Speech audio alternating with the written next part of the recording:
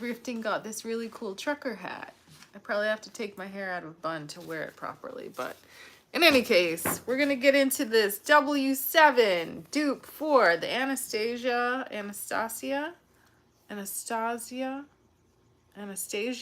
ABH Subculture palette, right? Has its own little clever brush in it. I am interested in seeing what the real thing is like, but I'm not there yet, right? I don't think that my skill level and my budget allow me to kind of dabble. And I understand that people didn't love that palette. It wasn't like a favorite, but it was an interesting palette, right? So in that spirit, I think we can get down with it. We can do something to try it, right? Just trying to get us to the right spot, right? So that the face is in frame, and so we can kind of get into it, right? How's everything with you? It was a very exciting day today in Hollywood. Pride Parade went down. And what do I have on my face? I think I just have blurring cream and moisturizer and all of that. I did take, so I hope you're proud of me. I am quite tired, but I just, I had started to make this live video last week, and then I got the news that I had to work. But, this is it, right? And it's even got shade names, which I don't think all the W7 palettes do. It has names like Sugar Rim, Moscato, Martini Olive, Espresso Martini, Maraschino Cherry, Cheers, Caracao, Body Shot, Champagne Toast, Bloody Mary, Bellini, Magnum, Pina Colada, Last Call. Why am I feeling like I did this palette already? Maybe I did. Maybe I should switch to a different palette. It's been so long that, this one I haven't tried. This is the Dusk Till Dawn Ultraviolet Neutrals palette, right? This is the W7 palette, the last of 3 palettes that came in one package. But you know what? Maybe I should stick with this one because I already made the thumbnail. I think that's right. I didn't get into all of the colors, but maybe this will be our second go round because I do remember the name Maraschino Cherry. But in any case, let's add a little more light. Hopefully that's not too much glare. But first, we got to get down this e.l.f. Hydrating Camo Concealer Satin Finish in the shade Light Beige as an eyeshadow base, right? We don't want to have naked lids. We want to have lids that are in a happy place of being, hydrated and primed. And, I haven't found anything I like better than this primer. I hate to say, like, there have been some actual eyelid and eyeshadow primers and all of this, and it just hasn't been satisfying. But this I find to be rather satisfying. Maybe it's a little bit too hydrating for eyeshadow, but we're gonna work with it, right? Taking our applicator, our doe foot, and just making a dot of it in our dish. Perhaps we can use the same amount to get our highlighting done on our face. So just dampening our brush in our small dish of water and shaking that off. Using our hand mirror, we're about to go to town, right? We don't want to put too much product on, but we want to have enough, right? And what's good is that we can also use this product to, I guess, sculpt our brows. I kind of prefer to do my brow just, sort of more formally after I've gotten my complexion products on, because I find otherwise it just, I have to do it over anyway. But yeah, how was your Saturday and Sunday? I was, very exhausted after working on a particular project last week out in the sun and, standing up on concrete for a while in the heat. And that kind of took me out for a day or two. I wasn't my peppy normal self. I slept about 12, 14 hours a day for a couple of days. And, you know, it was great to have the opportunity to recover and not feel, you know, like I'd been hit by a truck anymore. You know, I think if I were in my usual work mode, I would have thought to bring insoles for, I had to wear these very like kind of nondescript sneakers to play a certain role on that set. But it was delightful. It was very good for me, I'll say, right? And I am very happy to have, you know, worked with a couple of friends of mine and also been, you know, very fortunate to, you know, kind of reap some personal benefit from being on that particular project. You know, sometimes you can feel as an actor like you're kind of spinning your wheels and that you're not quite doing all the things that you want to do, right? That you're trying, but you got, you know, a lot of balls to keep in the air, right? And you can kind of go down your to-do list. And in fact, I was dog sitting when I got the news that I had to work. So I had to kind of turn on a dime and get all the things done. And it was challenging to say the least, but all's well that ends well, right? I was not unsuccessful, let's say. And just using the last few drops of this highlighting concealer, getting it into the highlighting places. You know, we're not wanting to go completely crazy, but we do want to kind of get into more looks from this eyeshadow palette. Now we could take a beauty sponge, a damp beauty sponge, and tap this out. I wonder if we should do that.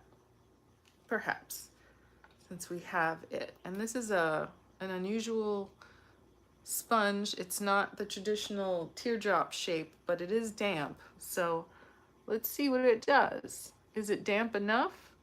It may be damp enough just to take off any excess product, anything that just looks a little too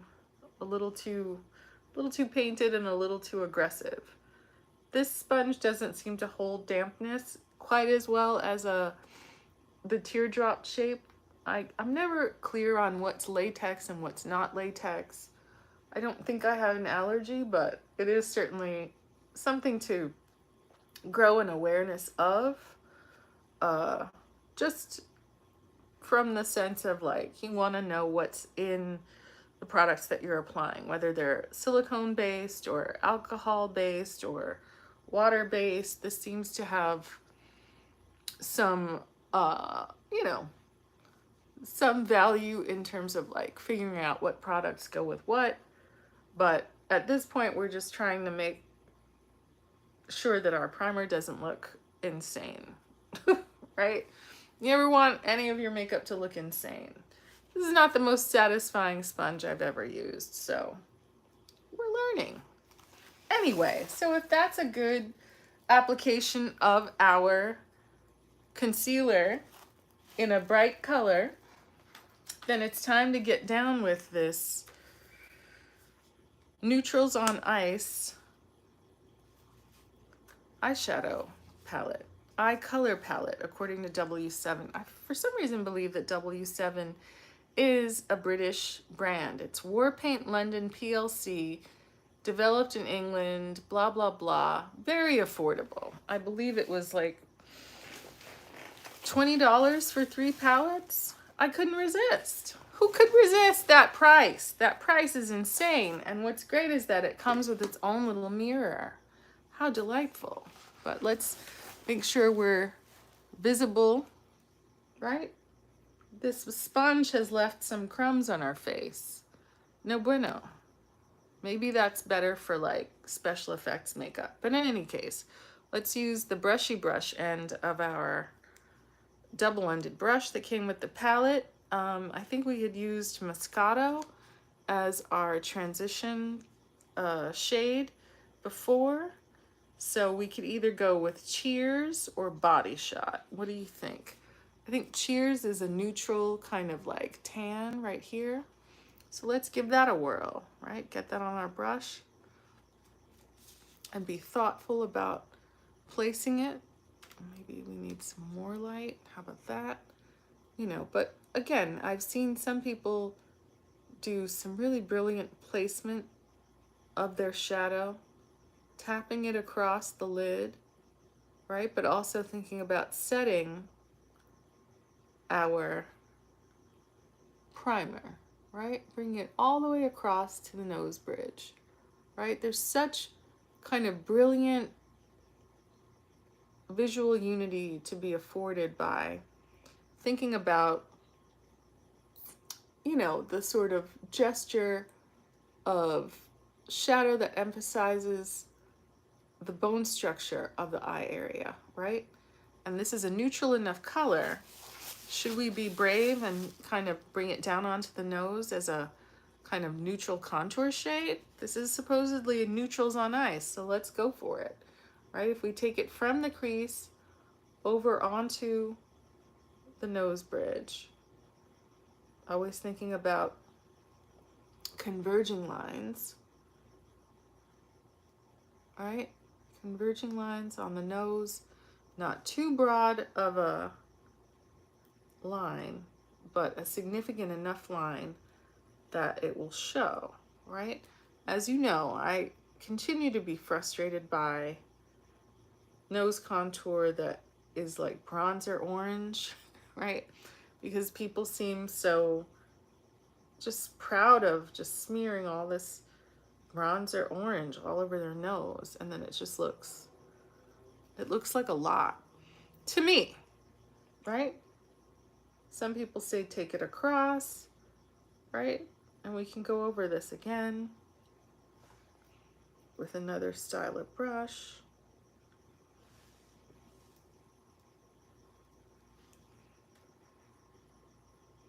Too much glare?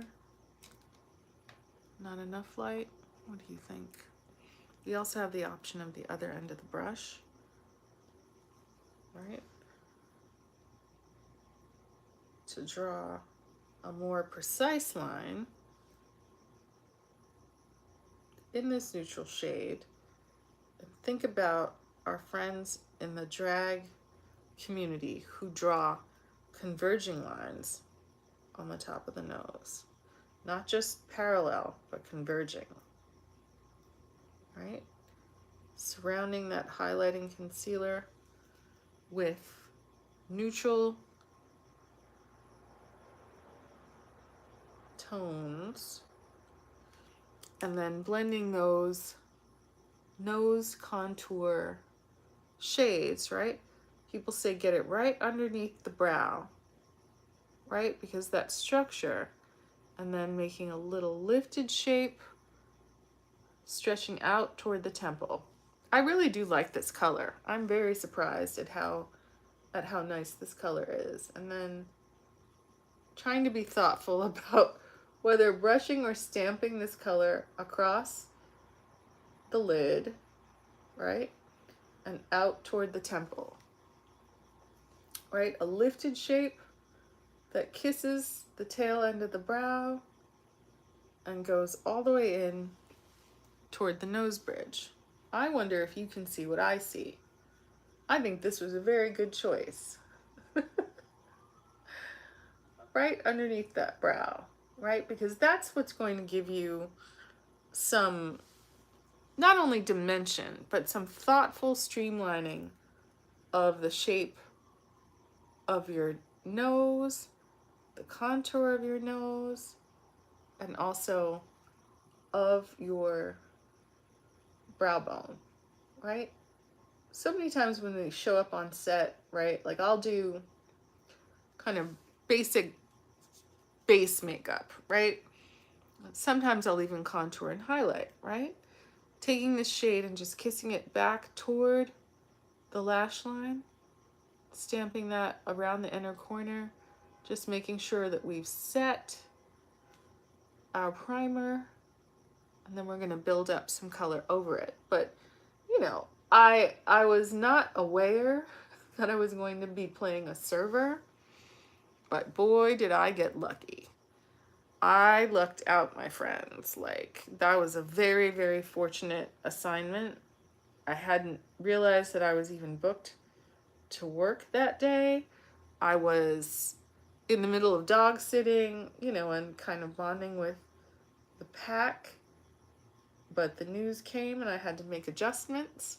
So I did, and it turned out really, really well, right? The assistant director, the director himself was not on set because of,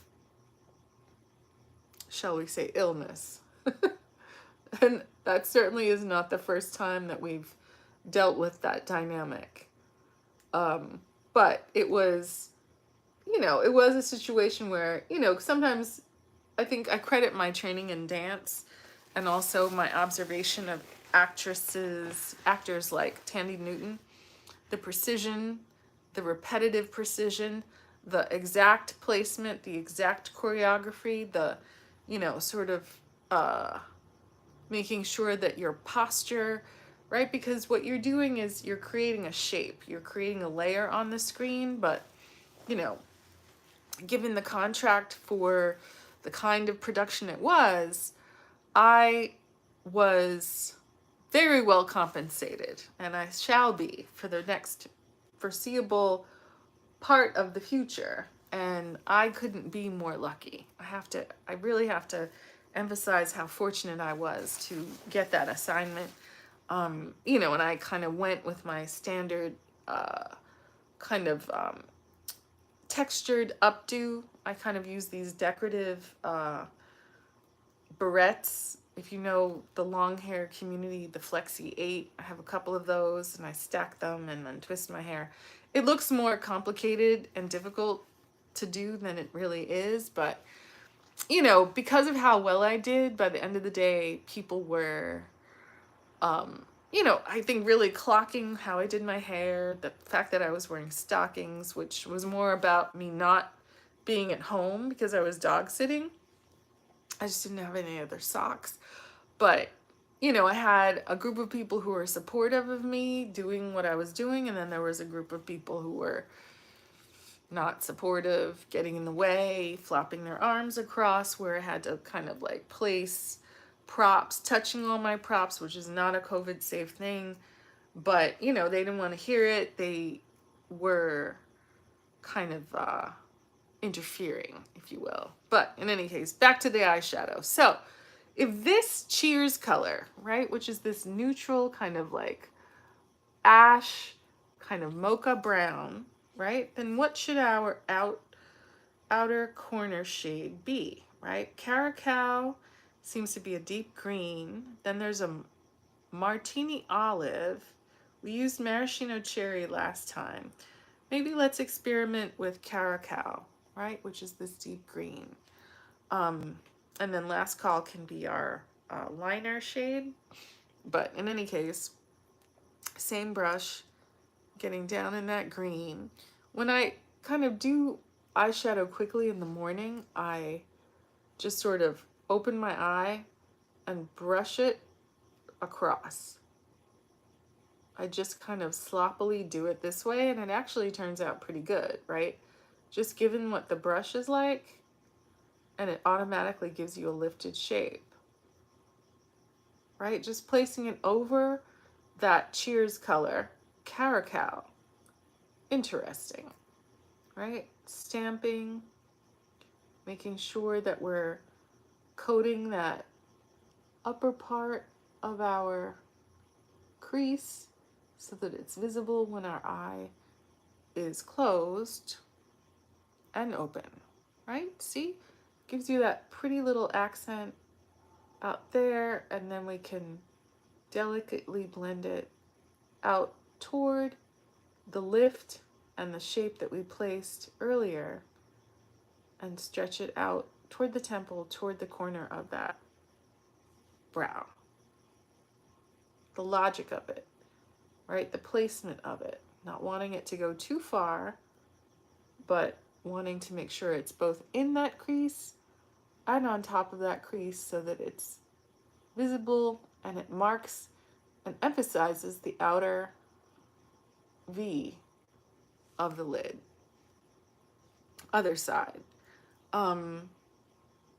So that was a really great experience.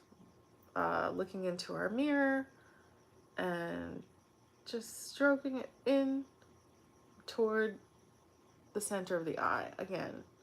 But yeah, I couldn't have been more thrilled. I was exhausted, but it's a good exhausted. It was a great project to work on. I got high praise out loud from the AD with the director. You know, I'm sure that was a relay from the director, right? You just try to like do your part and do it right every single time, so you don't need to be given any notes or feedback. You just do your part, right? You're dancing Swan Lake. You're a swan. Do your swan business. That way no one has to worry about you and they're happy. And then, you know, you earn coins. In this case, quite a few. So I was, you know, again, I was thrilled about that. And it was a really great experience, you know, despite we had some chair thieves on set. We had some, you know, people who were expressing their frustration that, you know, they didn't quite have the roles that some of us did and they didn't like it. But, you know, that's not up to us. So why people think that it's appropriate to like beef or bully on set, but it always happens, right?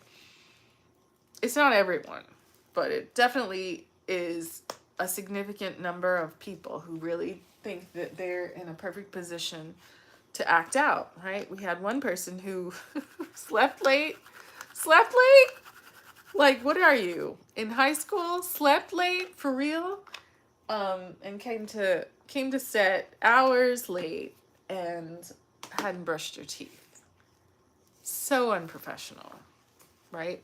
Stealing chairs, just being not an asset to the production, but that's her business. So if we are, cheers, neutral brown here, and then we are caracal in the outer V, then the inner third, we could go for a different shimmer, right? And this is a pretty light on shimmer. We have Sugar Rim, which is like a shimmery white, but then we also have this Espresso Martini, which is like the shimmery gold right here. I think we should go for that and then use the kind of pointy end of this free brush. You can see a stray hair pointing out from the top of the brush to get that very precisely on the inside third of the lid. So stroking our brush into that Espresso Martini shade and then putting our bounce back on our lap so that there's plenty of light on our face. And I hope this is focusing on my face. It seems to be focusing behind me, like over here. And it really should focus here in the middle. Live chat is on in case anyone wants to live chat with me. Do I need to put my face over here to be in focus? Maybe. Is that better? But in any case, we've got this on our brush. Let's put a little bit more on there to be sure. And then just pat that along our lid.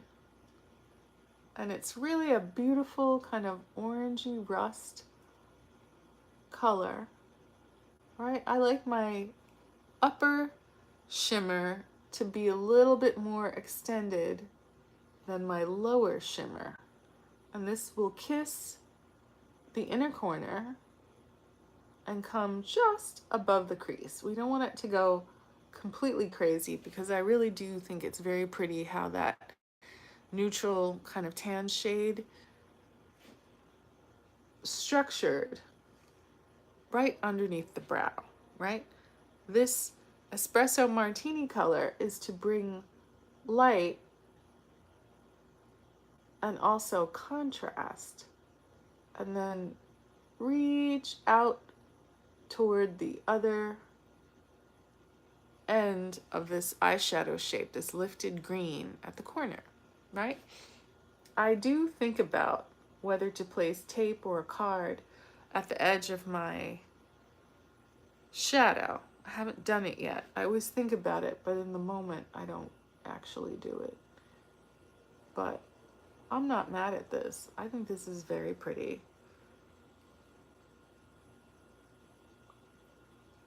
It kind of gives you a kind of copper, new copper penny kind of foil appearance. So it has like a pretty neutrality, but an artfulness to it that isn't, it's subtle. And maybe that's why people didn't love this palette so much. It's a little, maybe it's a little too subtle, right? It's not pinks and purples and blues. It's very earth tony and neutrals. I don't know that I would call it cool, right? It says neutrals on ice, which suggests cool, but you know, this copper penny shade is, I believe this is warm. Am I wrong? What do you think? Right? We want it to reach out toward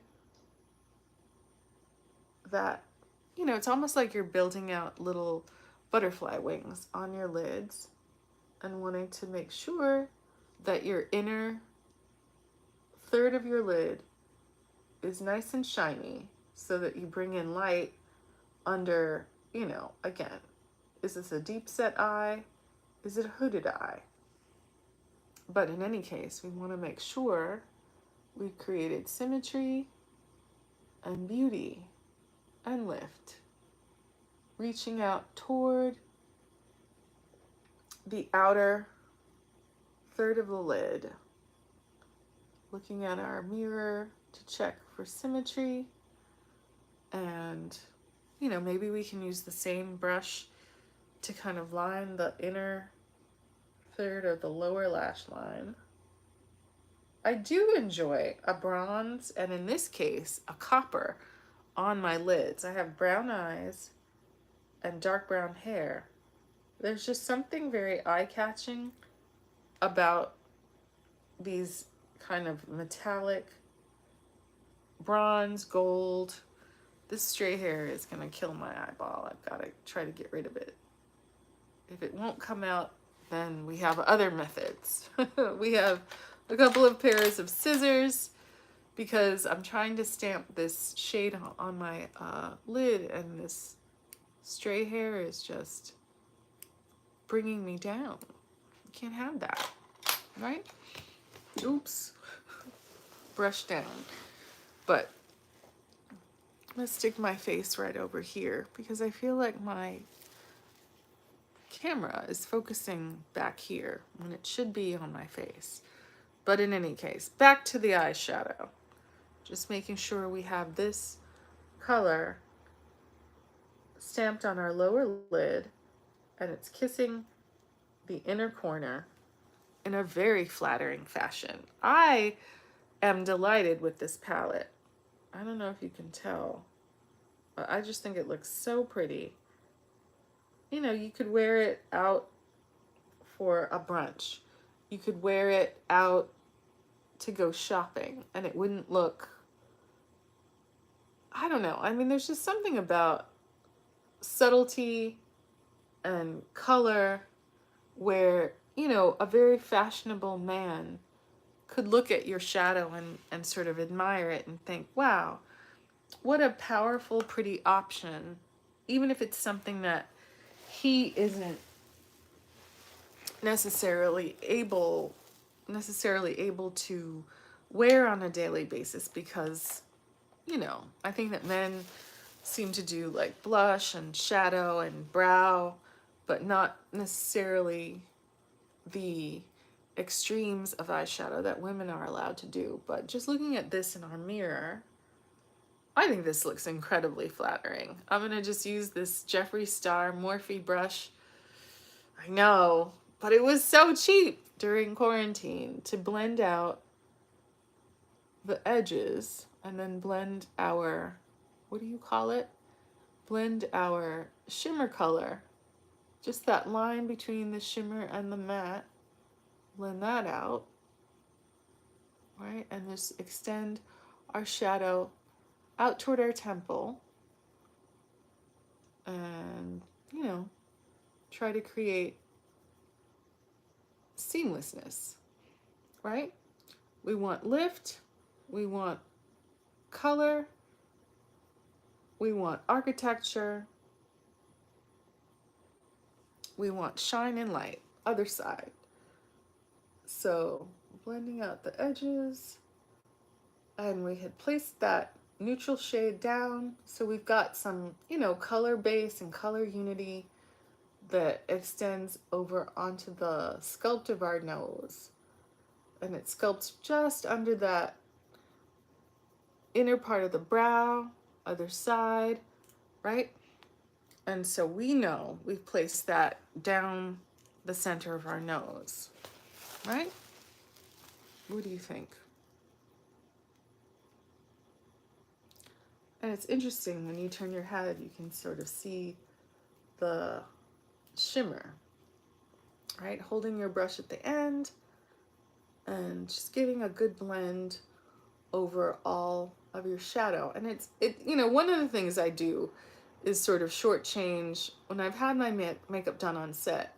It really does take a good long time and a good amount of friction for the blend to happen. And I tend to kind of give it shorter shrift.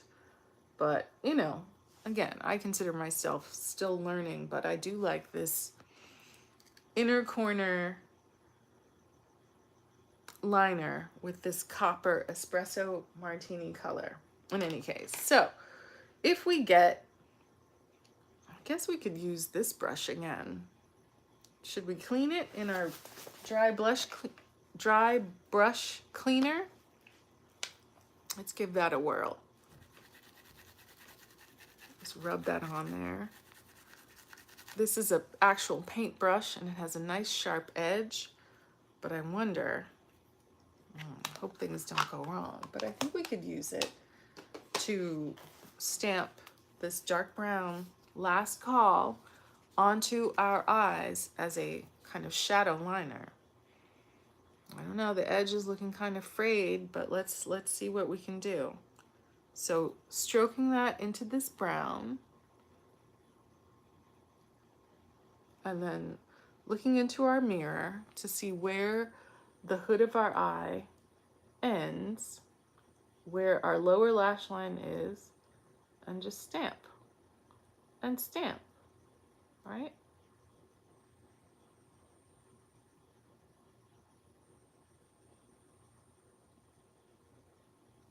Not bad, not bad. And then we can use the same brush to stamp a dark brown line along the upper lash line, right?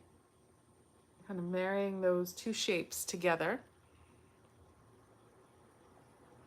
And we can line the entire upper lash line just to give some thickness to our natural lashes. We've been trying to give our lashes a little break after the devastation of of those false lashes.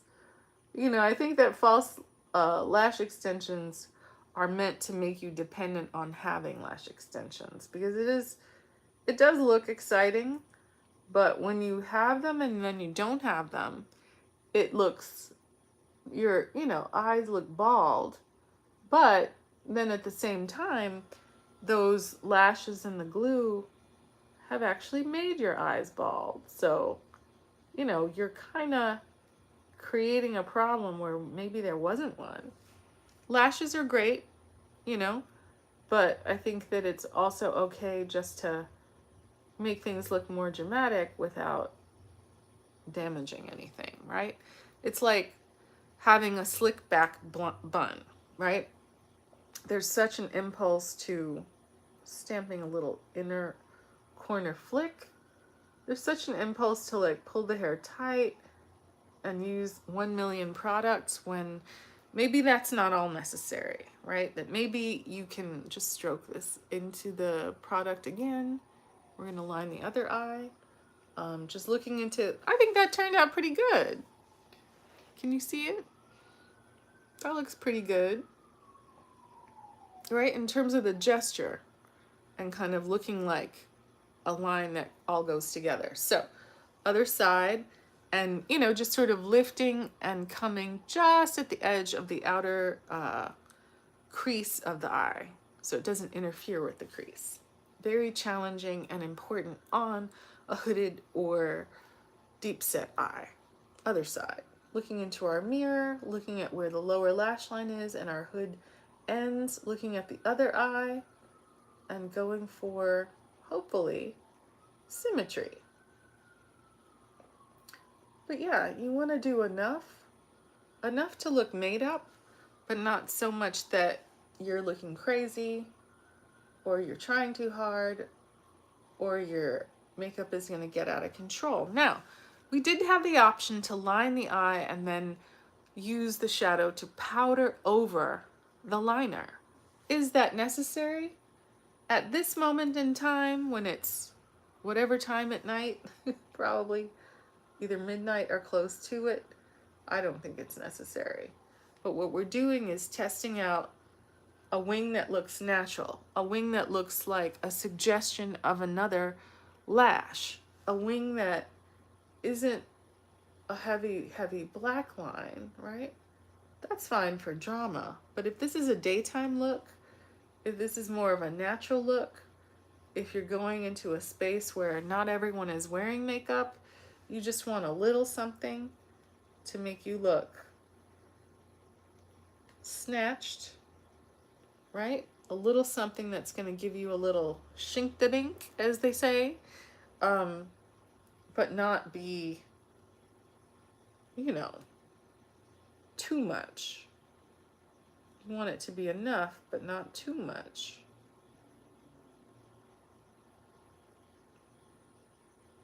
Just making sure our line covers the entire lid, just very, very close to the lash line. You could tight line, but tight lining is probably better for a gel or cream or creamy pencil. What is a pencil that's not gel? Maybe it's wax? I'm not sure. But you know, you want it to show and thicken the lash line. You don't need to go absolutely bananas. But I'm loving this wing. I'm wondering if the point on it is as pointy as it could be, but it certainly looks like it's placed correctly, and it definitely looks dark enough to be visible. I'm very happy with this. And this is a delightful palette, right? It's greens and browns and shimmery greens and shimmery coppers, but it's not maybe everybody's cup of tea. You know, if you love a, I don't know, a pink, a purple, a blue, a gray, then maybe this isn't the most exciting palette, but I like it. I feel like this could be a palette that travels with me, that would be appropriate for like business wear, and that, now I do have a mind to use this eyeshadow to contour my cheekbones, but I shouldn't, just out of respect for keeping eyeshadow in the palette, not just, you know, going crazy and starting to go hit pan to contour when we have 1 zillion other contour products. We had tried this Kat Von D Shade and Light contour palette before, right? And it's not maybe as neutral. It's not as sort of ash looking as this Cheers shade, but I think it'll do. So let's see.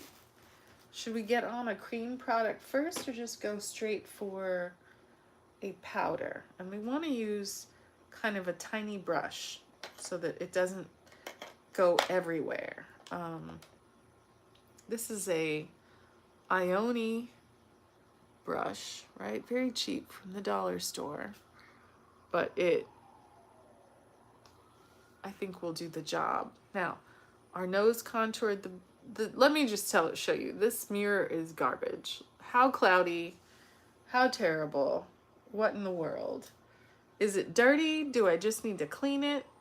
I had thought there was like a little condom over it, but I don't think there is. But in any case, looking into our hand mirror and stroking our brush into this powder product from Kat Von D, another person who has some questionable,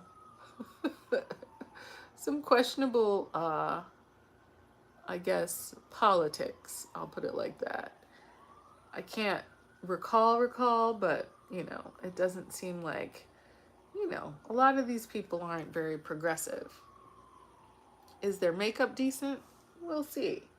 So getting this contour shade onto our cheekbones and blending upward, right?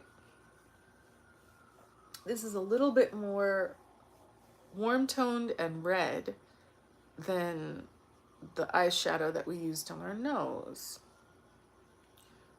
And interestingly enough, I saw someone use cream products today on her jawline, and it was so interesting. She actually drew her contour in a way that was like from the jaw to this line. It was almost like she was erasing this entire part of her jaw. And I thought, oh, how interesting.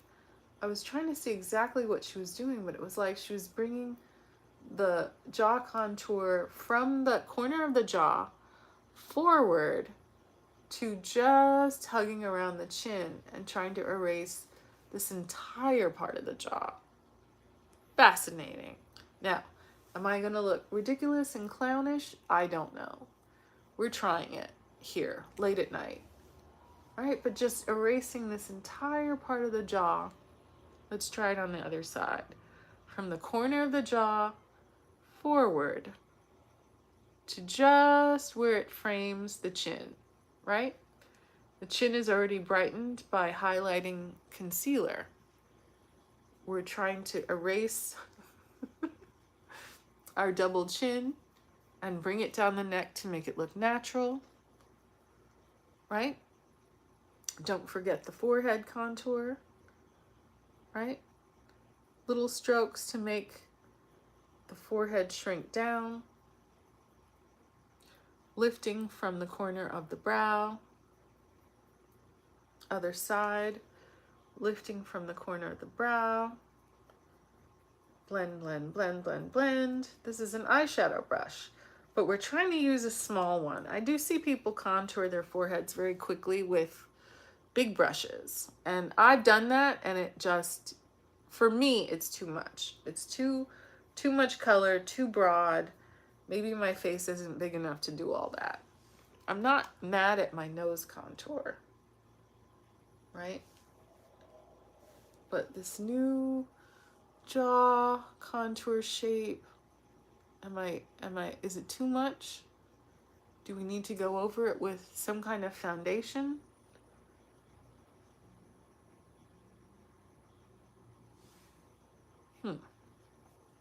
Should we use a foundation powder from our friends at e.l.f.? This is a medium one, but then we also have this light one. Let's go for this one. We do also have in this palette a highlighting powder, right? Which isn't quite as pale as the highlighting concealer, but I think we can maybe use it to re-emphasize our nose contour. It's very warm, but it is lighter. Right, so it gives us a sort of very precisely highlight nose center, then stroking it onto the middle of the forehead, Cupid's bow, whatever these little nodules are called. Maybe getting it underneath the lip and lifting. Very thin brush. This is a very thin Janicke 1830 made in Italy brush. Trying to use smaller brushes for precision, right? Putting things precisely where I think they should go. Using that powder to sharpen up our inner corner flick and to go over our under eye highlight.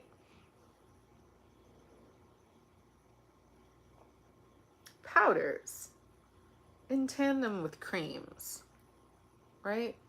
Going over that outer nostril corner,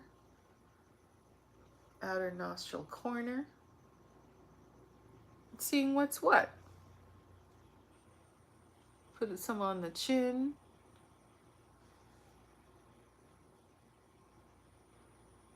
Maybe put it under our eyeliner. Make it a little bit more crisp. Not a cream, but a powder with a very, very thin brush. I have to look up and see what this Janicki Italy company is. I don't really know the name. I hear people talk about Inglot. I hear them talk about a lot of different companies. So using the same powder to sharpen up our nose contour and narrow it down. Even with our tiny brushes, it got a bit broader than perhaps it needs to be. And this is a very interesting contour powder because it really does lay down and look very skin-like and natural. Is this too much glare for you to be able to see what I'm doing? Too much glare? Nighttime makeup can be a challenge. But just making this nose contour a bit more precise, a bit more narrow, right? Not canceling it out, but just narrowing it down. We want it to be a very precise set of lines, not so broad, right? I see people on TikTok drawing a big brown smudge down the middle of their nose, and I'm like, oh no, what are you doing?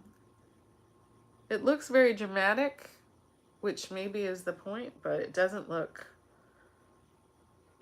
very precise. So from here, if we put our contour powder and brush away, and we get into this e.l.f. I've never used the sponge that comes with this. The e.l.f. Camo Powder Foundation in the shade Light. Lord knows we've been out in the sun quite a bit. What's the right brush? Should it be stippling brush? Right, this e.l.f. small stipple brush. Let's give this a whirl. It does have its own mirror. So kissing this into the product, tapping it off. I'm wanting to, should we lay down a blush shade first? Or should we just try to calm down the contrast? And then maybe we can use our new Doja Cat, our Doja Cat blush palette. And maybe even with the same brush. So from here, we don't want to smudge our nose contour. We just want to make it a little bit more subtle, right? Just adding a layer of powder over the contour, especially over that new shape of jaw contour, right? Not wanting to erase it, but just blur it out a little, right? Add a little screen over it so it doesn't scream jaw contour or neck contour, but it really does give you that shadow value without giving you clown value. You want to not look like a clown. You want to look like someone who knows how to do their makeup. You want to look like, you know, someone thoughtful and ladylike who knows, you know, product placement and how to make it all work, right? Anywhere you're still seeing lines of demarcation, that's what you want to cancel out. Anywhere you're seeing, you know, too much shine or too much color of the wrong variety, you just want to blur that out.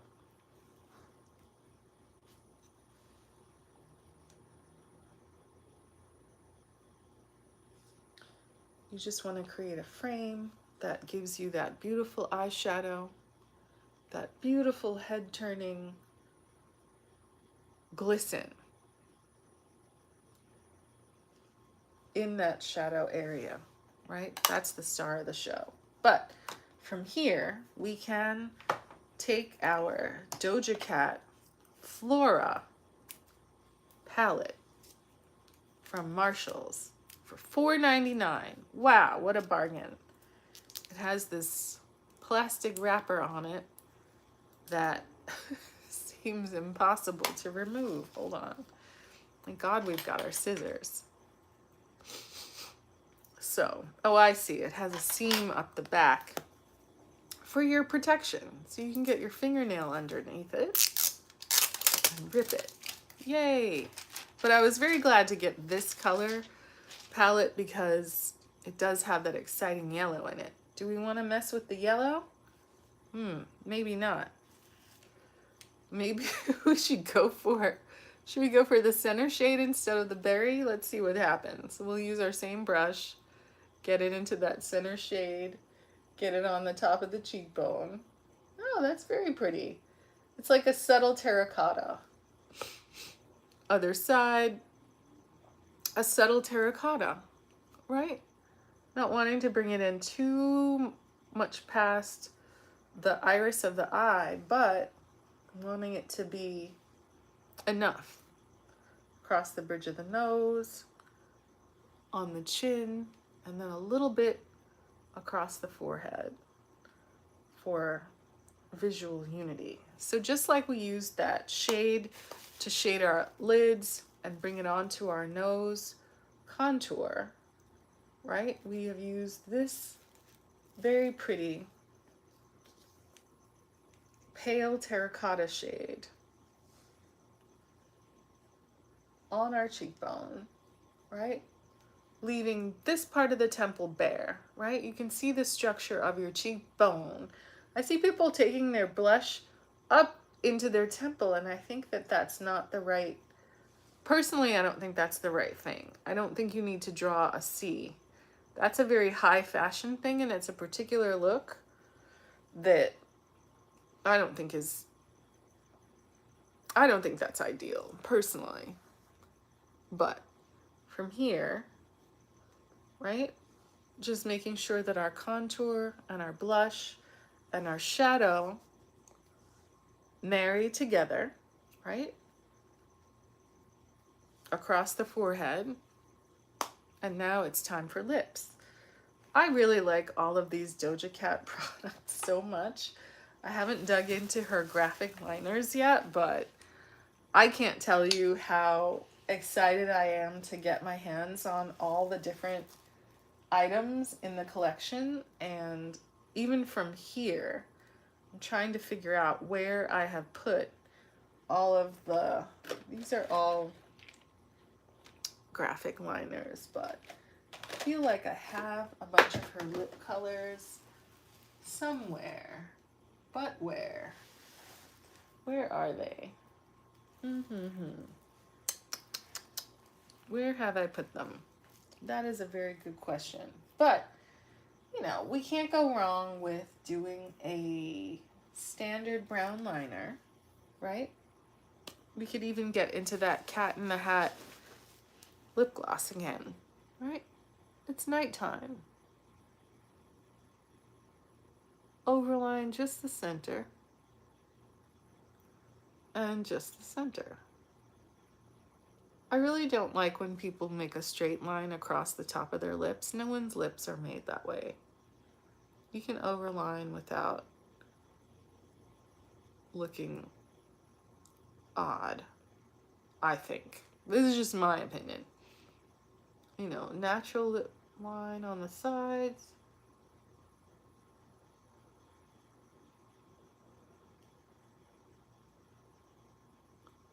And there's people saying that thin lips are back in fashion now. Who can say? I certainly would hate that. You know, there were many a year where Full lips were not fashionable, and it was a hard time for me and my kind. But I was very happy when full lips became fashionable, because then, you know, I got to floss. I got to, you know, be in fashion. Whereas before, you know, people clown you when you don't have fashion lips. Here are these NYX Shine Out Loud shades. We have a variety of them, right? From brown to berry to, some of them are quite subtle. So maybe we'll rock with, this one is Magic Maker. It seems like it would be a little bit of intensity, but maybe not so crazy, because we don't want to overtake the beauty of these rust tones in our eye area. But over this brown liner, to take the liquid lipstick part of this,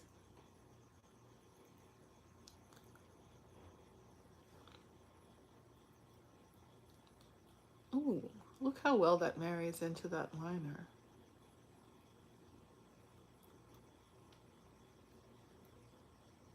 That's very nice.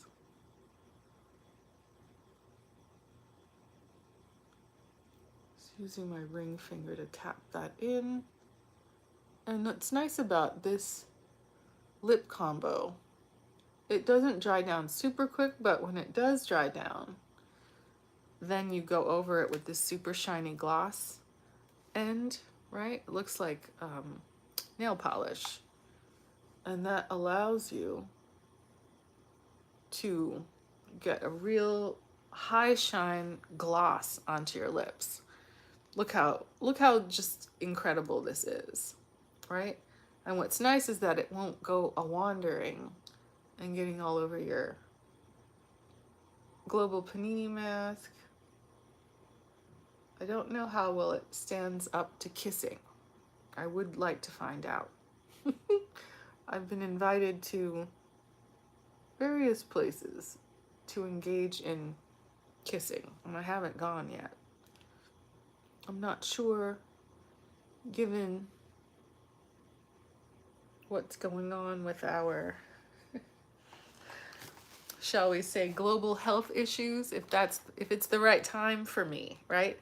If I can feel like happy and settled about doing that kind of like leisure type thing. Sorry for that glaring light at the corner, but my lips certainly look plump. My eyes certainly look lined, right? I could spray on a setting spray, right? I could do more than this. I'm looking at that new jaw contour shape. It looks a little bit suspicious, but boy, doesn't it make my face look smaller, right? You hear about all this Amber Heard buccal fat removal, and that since she's put on weight, the weight doesn't come back into her face, the places that they've moved the buccal fat, they've removed the buccal fat from. And isn't that scary, right? You got to be responsible for, you know, losing weight, getting fat removed, and then being sure that it doesn't, you know, come back and look odd, because, you know, cheek implants and fat missing in the face, and it can look, you don't want to look artificial, right? You want to look enhanced, you want to look ladylike, you want to look like maybe you have a clue about how to do your makeup, right?